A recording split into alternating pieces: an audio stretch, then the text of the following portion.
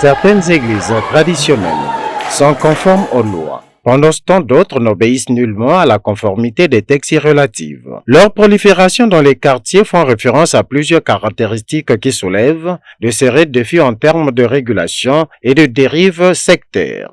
Au nombre de ces églises, le cas du 4e arrondissement Lwandili, ici énuméré par Serge Adrien Biaolokila Mwanda. Nous avons constaté que dans le périmètre de Lwandili, il y a un certain nombre d'églises, 678 au total, sur les 13 quartiers, et nous trouvons que c'en est un peu trop.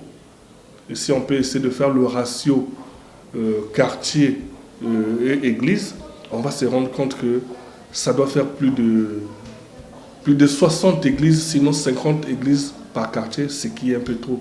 Donc par rapport à la densité, nous trouvons qu'il y en a un peu trop. Ces églises non conformes s'exposent à des mesures de rigueur de la part des autorités, a-t-il indiqué.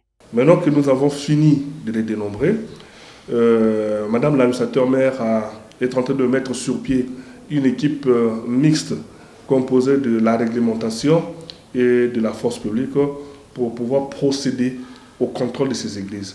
Il y a récemment des instructions du ministère de l'Intérieur et de la décentralisation sur la conformité de ces églises.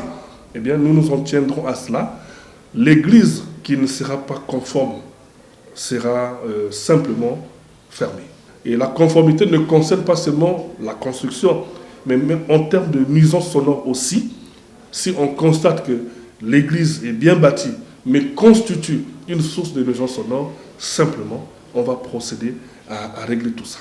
Le respect des procédures administratives strictes, s'implanter de manière réglementaire et la maîtrise de ces émissions sonores doivent être maîtrisées.